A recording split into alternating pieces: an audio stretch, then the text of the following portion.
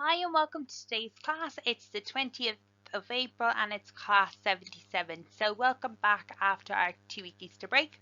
Over that Easter break, you were working through some exam style questions which were focusing on algebra and in particular factorization and solving. So we're going to work through the solutions today.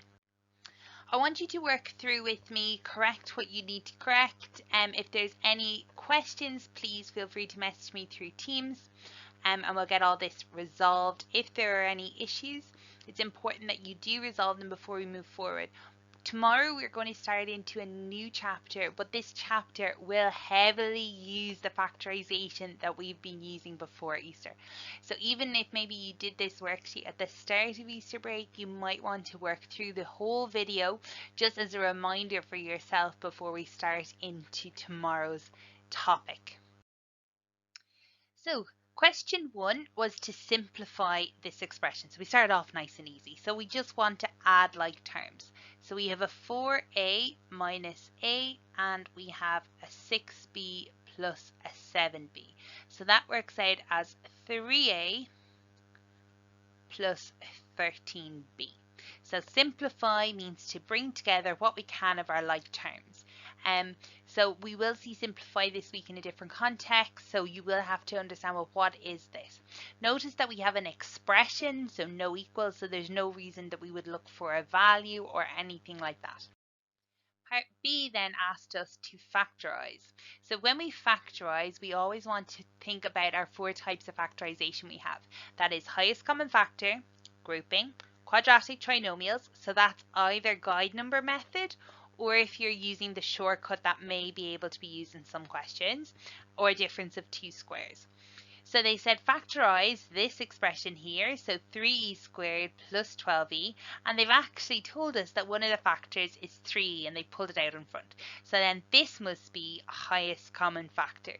So what is a good thing to do if you get confused with the e squared is write it as ee. So what we'll do first is divide the number into the number. So 3 divided by 3 is 1. Now you can write that 1 or you can ignore it. It doesn't matter. And then there's an e in front, so there's an e gone, and that leaves me with e. So you either have 1e or just e there. And then we have 12 divided by 3, so that is plus 4, and the e is gone. So alternatively, absolutely fine, you could have 3e, e plus 4. We're then asked to solve this equation. We're going to use vertical balancing. So we're going to add an 11 to both sides. Again, I showed a shortcut for this before Easter. There's a video up. And that video talks about doing that plus 11. But doing it not vertically, but just showing it as 45 plus 11. Whatever way you want to show it vertically or not, we are adding 11 to both sides. And that gives us 56.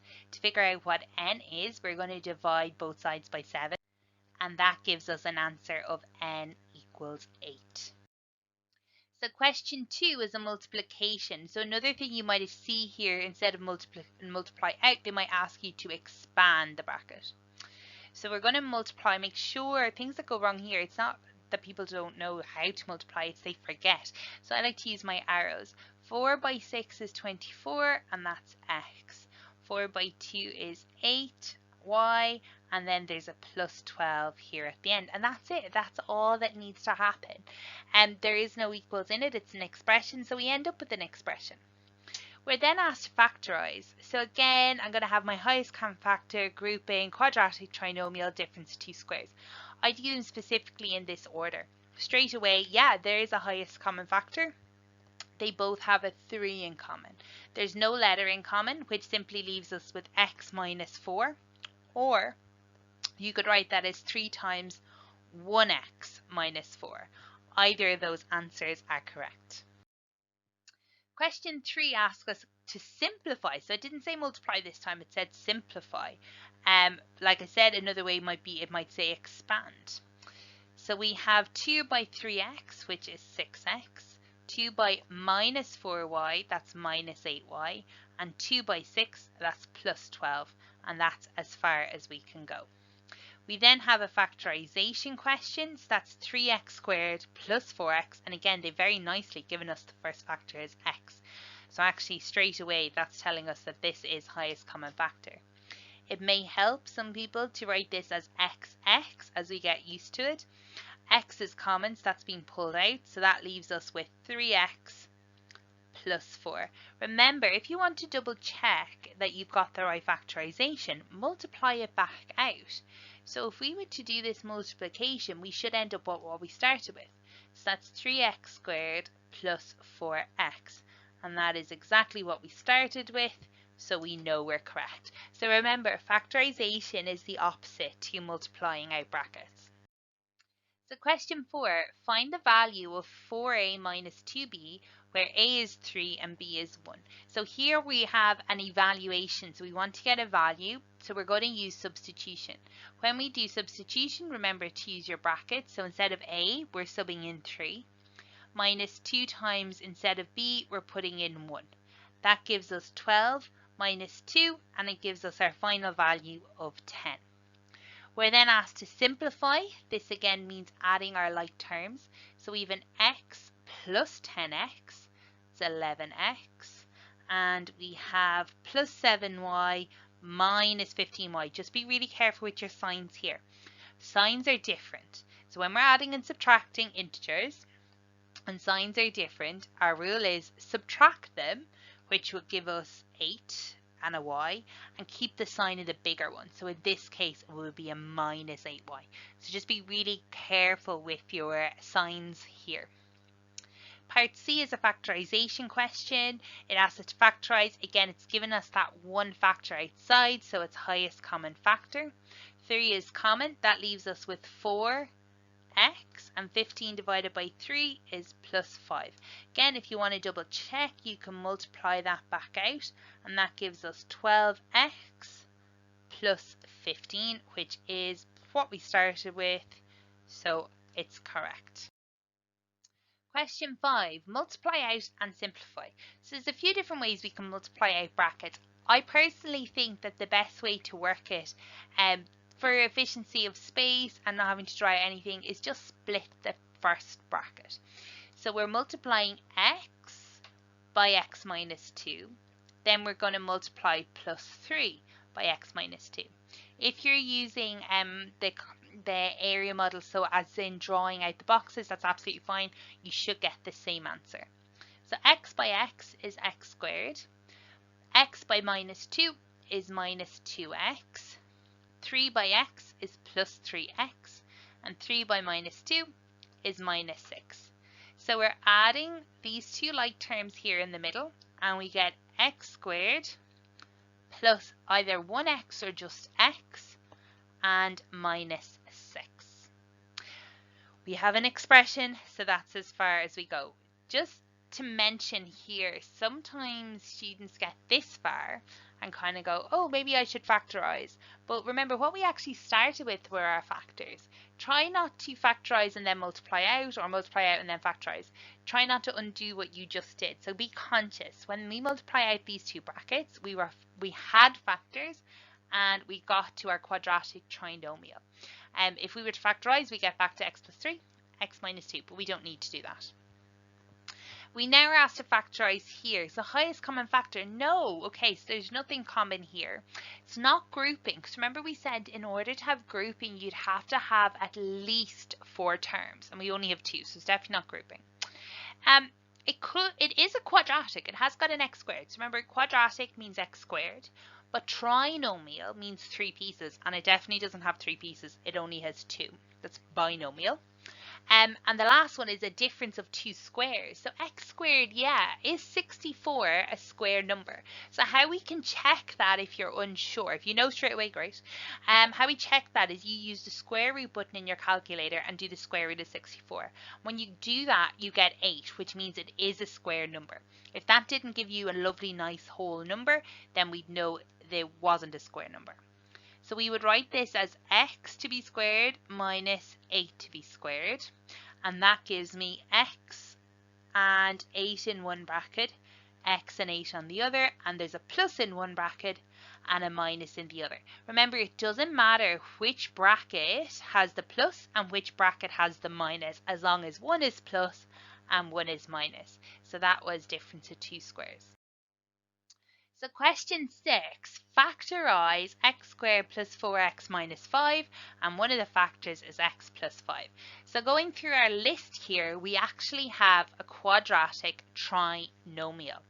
So they've told us what one of the factors is, and if you are using the shortcut, so I am conscious some people aren't, if you are using the shortcut, you should know that this bracket will be x and something. And the thing that's in the bracket, these two things, should be the factors of minus 5. So minus 5, one of them has to be plus 5 because they told us that. There's our plus 5.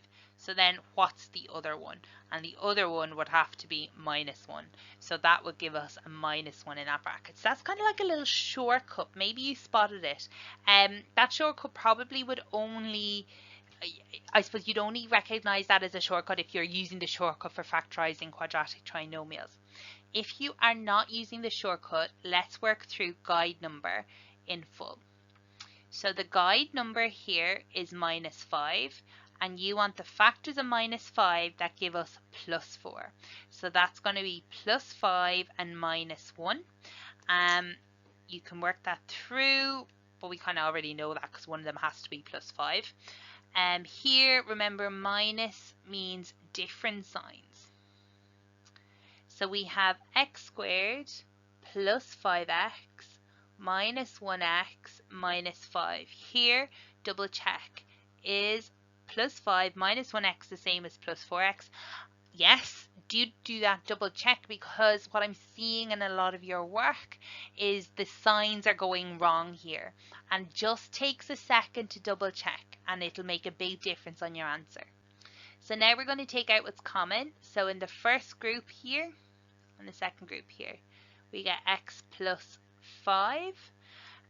Remember here, the sign will always follow the third term. So if the third term is negative, that sign has to be a negative. There doesn't seem to be anything in common, but that really means there's a 1 in common. And that leaves us with x. And think carefully now with your signs. Minus 5 divided by minus 1 is actually plus 5. This gives us x plus 5, which is common, and leaves us with x minus 1. And that allows us to get that second bracket as well.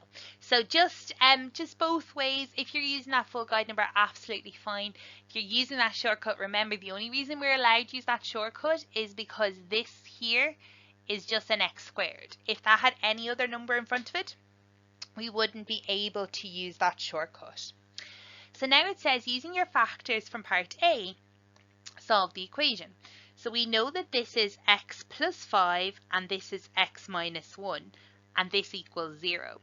So we know that by the zero product property that one of those brackets should equal 0. So we know that either x plus 5 equals 0 or x minus 1 equals 0. Doing vertical balancing, but remember again, I showed you a little shortcut for that. Taking away a 5 from both sides, x equals minus 5. Here, adding a 1 to both sides, and we get x equals 1. So we're using the factors that we had in a previous part to solve that quadratic trinomial. So question 7, similar question, just different numbers. Factorize and hence use that to solve the equation. I'm not going to go through guide number again, but I will use the shortcut. So this bracket is going to be x and something. They have to multiply to give me minus 7. So remember, my guide number here will be minus 7. So what I would have a plus 7 by, it would have to be a minus 1. So that's going to be a bracket minus 1.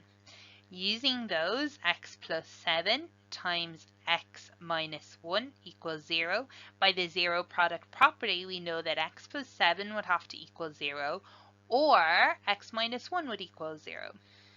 Using vertical balancing, we're going to take away a 7 from both sides, and we get x equals minus 7. Here, we're going to add a 1 to both sides, and we get x equals 1. So our two answers are x equals minus 7 and x equals 1. part B then, this wasn't something we've done, I think we did it maybe before midterm break in February. We have our simultaneous equation. So this is where we're solving two equations at the same time. It wouldn't be possible to solve either equation because they both have two unknowns. So we use a method that's known as elimination. Another method we could use is graphing them. So if you went and graphed them, well done if you drew your lines, but that is just very long and tedious because we weren't given a diagram. So instead what we do is we draw a line under them and we want either the x's or the y's to eliminate, to go to 0. Now, the y's look like they will eliminate, but they have the same sign. So what we're going to do is we're going to multiply the bottom line by -1. What that will do is change the signs. It will give us a -1x, it'll give me a -2 and a -25. Now, you can write that out separately. That's absolutely fine. I'm going to be a bit lazy. So we have 3x minus 1x is 2x. 2y minus 2y is 0. I'm not going to write that 0. I simply put a line through it. Equals, and then I have 39 minus 25, and that gives us 14. I'm going to divide both sides by 2, and that gives me x equals 7. Remember, when we're solving simultaneous equations in the context of the line, we were finding the point of intersection. Given it's a point, it needs an x and a y coordinate. So we have the x part, we're now going to get the y part. So we have our two equations. I'm just going to number them 1 and 2 here.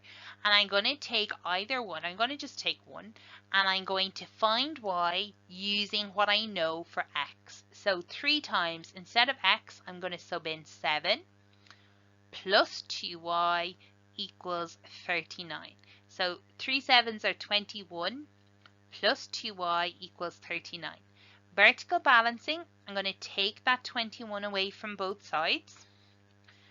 And when I do that, I get 2y, and that equals 39 minus 21, which is 18. And divide both sides by 2, and that gives me y equals 9. So my point is actually 7, 9. So remember, simultaneous equations, although this is in algebra, and we're not really talking about coordinate geometry, because it can be asked in both places, I would still recommend writing your answer as a point. The reason I would recommend that is because you're less likely to lose that second answer. So you're less likely to forget to do the substitution to go get that y. So get in the habit now of writing those answers as points. So question 8, multiply out and simplify these two brackets. So again, I think the easiest way to work is to split the first bracket. So we get x bracket 2x minus 1. Plus 9 times 2x minus 1. X by 2x is 2x squared minus, so minus 1 by x is minus 1x or just minus x, it doesn't matter. 9 by 2x, that's plus 18x, and 9 by 1 is minus 9. So now we're going to add our like terms, and we have 2x squared plus 17x minus 9. So that's getting us, that's going the opposite way to our factorization. We're expanding out those brackets. It's important that you add those like terms as well, because they do say multiply out and simplify in this question. Even if they just said expand or multiply out or simplify, they would expect all of that to happen. Now we have another factorization question. So let's take a look. Highest common factor. Is there anything common to each of the 4 terms? And there isn't. But we do have 4 terms, so maybe we could group them. If we group them, is there something common in each group? Well, that first group there has an A in common, and the second group has a C in common. Yeah. So A is common, leaving us with 3x plus y. Here we have plus. Remember, I would say if you're just doing grouping, try it. 99% of the time it works, but let's just try by taking that sign of the third term. C is common, leaving us with 3x plus y. Double check that both of those brackets are the same, and they are. And then we have that 3x plus y is common, leaving us with an a plus c in the second bracket. So that was our grouping. We don't see grouping as much because we're doing grouping with our quadratic trinomials. Question 9, factorize each of the following. So here we go. First one, 7x minus 21y. Is there something in common? Yeah, they have a 7 in common. And that leaves us with an x.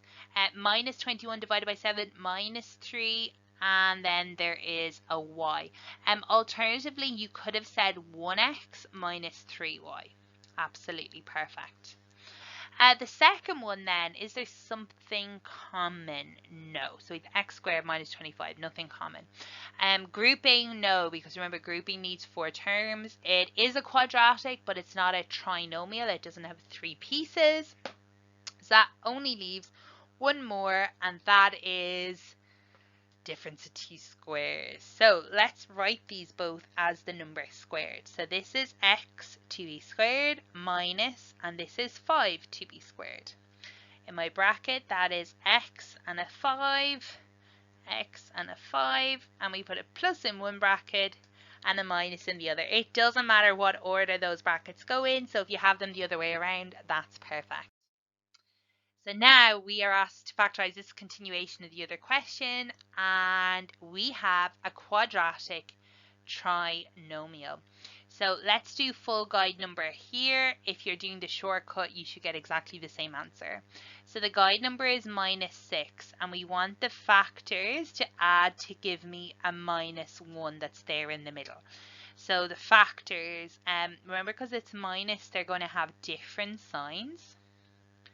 So we're going to have either minus 6 plus 1, no. Plus 6 minus 1, no. Minus 3 plus 2, or plus 3 minus 2. The one that gives us minus x will be this one here. So we have x squared minus 3x plus 2x, x minus 6. And x is common in the first group, so we get x minus 3. Plus 2 is common in the second group, and that's x minus 3. And now double check your brackets are the same. They are, so that's x minus 3, leaving us with x plus 2. If you're going for the shortcut, straight away from this part here, you can simply write in x minus 3 and x plus 2. Remember that that only works because we have here an x squared and nothing in front of it. So effectively our 1x squared. So that's when the shortcut can work. You will need to know how to do a full guide number if there is a 2 or a 3 in front of it. Question 10. There are 4 terms given below. 3 of them have a common factor other than 1. Underline these 3 terms and write down the highest common factor of the 3 terms. So you can look and see there's a 3 common to 3 of them, yeah, but they also have a y. X is common to 2 of them, A is common to 2 of them. So actually we have this one, and this one, and they all have a y. But they wanted the highest common factor. So they actually all have a 3 in common as well. So just be careful because we have 3xy, 6ay, and 9y. So not only do they have a letter in common, they also have a number. So you might have just got the number or just got the letter, so just be careful. Factorize each of the following. First one, so they've told us very nicely that this is highest common factor. 4 is common, leaving us with an x plus 2y minus 3z. Okay, second one, they've actually given us a huge hint. It is grouping. So they've told us a is common, leaving us with b minus 2. And 3 is common, leaving us with b minus 2. B minus 2 is common, leaving us with a plus 3. So they've kind of given us like help to do that, and sometimes that confuses us more. So just be careful if you see those kind of brackets there and you're just like, oh, I don't know what's going on, just cover it and work with the question without any help and see if your answer then makes sense with regards what they did. Part 3 of this, it is a quadratic trinomial. So our guide number here is 6. It is a plus 6, and plus means same signs. It's a little bit easier to work with the plus. And we want them to add to a plus 5. So they're both going to be plus. So 6 and 1, no, 3 and 2, yes. Now I'm going to go straight to the shortcut. And that is saying these are the right factors of the guide number, and they can simply plus 3, x plus 2 go into the bracket. If you do full guide number here, that's absolutely perfect. Remember, I know I can do this because it has an x squared at the start. My last one here is a difference of 2 squares. I know this because this can be written as b to be squared minus 4 to be squared. In my brackets, I get b minus 4, plus 4, b minus 4. It doesn't matter which way you put it, as long as one has plus and one has a minus. Question 11. Now this is where we actually start touching into higher level material. So if at question 11 you felt, oh, it's getting a bit more challenging, yes, you would be right. So work out the value of 3p minus 4t squared. So that would be 3, instead of p we have 6, minus 4, and t squared, that's 5 squared. Now think of your BIMDAS here. You can put that straight into the calculator, that's fine. But if you're following BIMDAS, don't do 4 by 5 and then square it. Square 5 and then multiply by 4 because you'll get different answers. So 3 by 6 is 18 minus 4 by 25. And that is 18 minus the 100, which is minus 82. So just be careful there. The next one is multiply out and simplify. So we've had a few of these, but notice that there's actually 3 terms in the second bracket. That will mean our multiplication is a little bit longer, but same method. So we'll split that first bracket. We get 2x times 4 minus 5x plus x squared. And then we have minus 3 times 4 minus 5x plus x squared. Multiplying that out, we get 8x minus 10x squared plus 2. Now x by x squared, that will be x to the power of 3. So that's one we haven't seen in a while, so just be careful there. 3 by 4 is 12. Minus by minus is a plus, 15x minus 3x squared. Let's find what we have in common. Minus 10x squared minus 3x squared. We have a plus 3x cubed. We have a 15x and an 8x and then a minus 12. I'm going to write these in order of biggest, so that's the 2x cubed. Then the x squared, so that's minus 13x squared. 8x plus 15x plus 23x minus 12. So this is not a quadratic because the x squared, that is not the highest power we have. This is actually called a cubic, and we will be meeting some of these during the week. So that is a power 3 being the biggest power. So part C then asks us to factorize fully 10de minus df minus 5ef plus 2d squared. Now what we have here is grouping. Because we're in the higher level style questions, our grouping is going to be a little bit more challenging. And it may need rearrangement, or it may need us just to be so careful with regards our signs. So let's take a look here. They do have something in common, the first 2 pieces, so you'd nearly say, okay, leave it as is.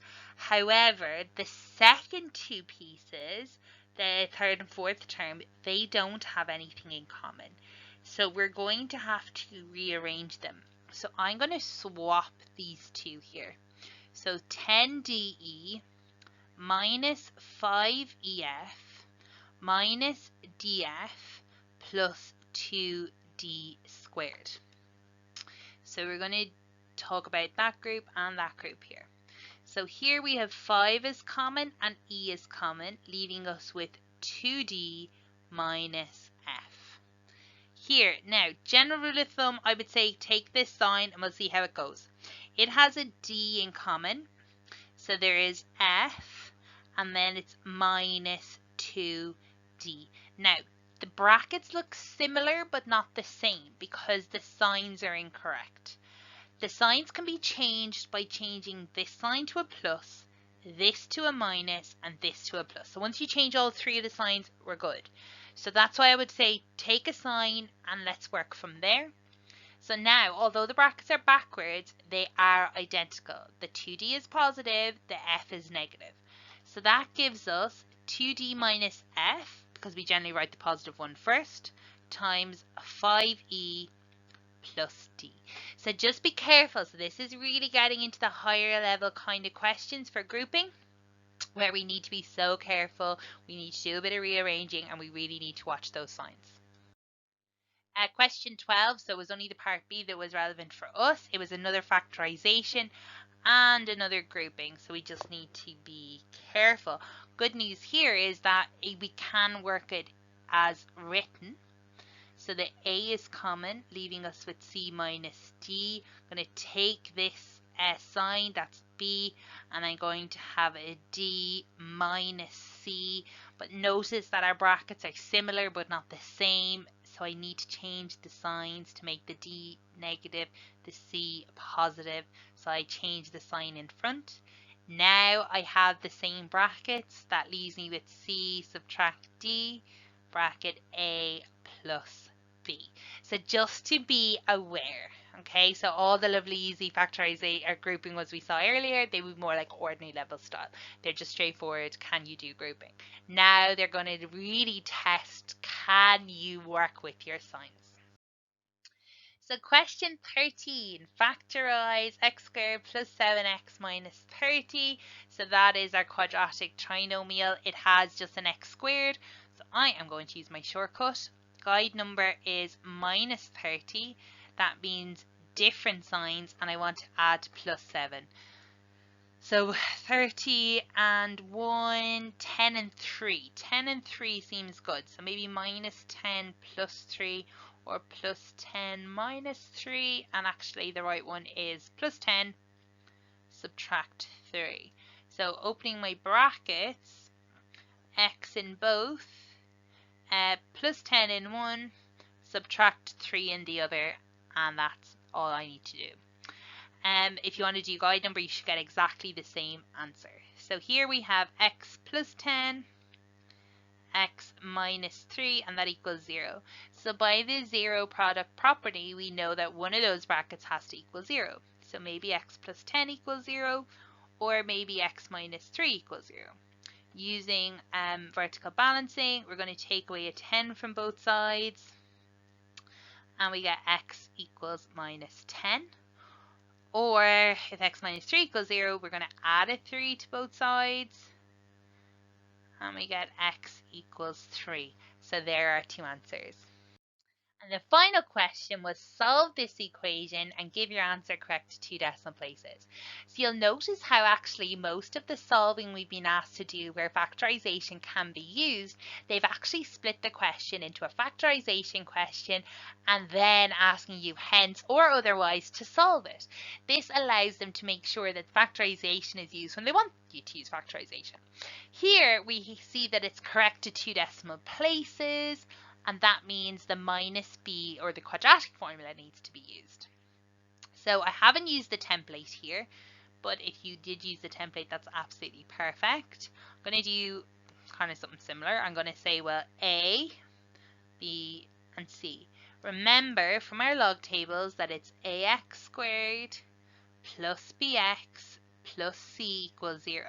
So that tells me A must be 2, B is minus 7, make sure you take the signs, and C is minus 10.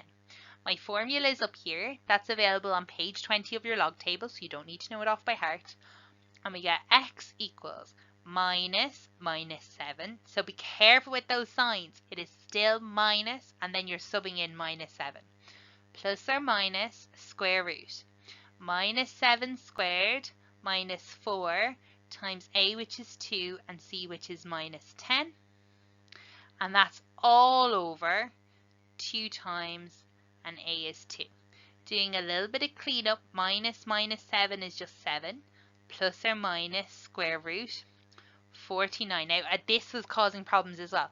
When you square a negative number, so minus 7 by minus 7, it will be positive because any number multiplied by itself will be positive. Minus by minus is positive. If you're getting a negative there, it's because you're not using your brackets when you go to your calculator. It's minus 7 by minus 7, minus by minus is a plus. So here 4 by 2 is 8, 8 by 10 is 80, and that's a plus because of the signs. All over 4. Cleaning that up one more time, 7 plus or minus square root of 80 plus 49 is 129 all over 4. So now that we have that cleaned up, we're going to go to our calculator and we're going to put in, I'm going to put in the plus first. So that is 7 plus the square root of 129 all over 4, and doesn't tidy up. It is what it is. And that means as a decimal we get 4.589454173, 2 decimal places, so I cut it after 2. It's a 9, so I'm going to round up, so I get 4.59. I then come along and do the same again, but this time with the minus. So you can just go back on your calculator. I don't retype, I go back and change the plus to a minus. And in this case, I get minus 1.089454173, 2 decimal places. Next one is 9, so it's x equals minus 1.09. And they our 2 answers. One thing I will say about the questions as I've been correcting them, and in particular these ones, it can be very hard to see the final answers. So just one habit to get into might be to box the answers so it's really clear for anyone correcting it. So hopefully that explains any issues that you had. If you got anything wrong and you're not sure where you went wrong, let me know. If you want to ask me any questions, please do. Make sure you're happy with all those factorization techniques as we move into our new chapter tomorrow.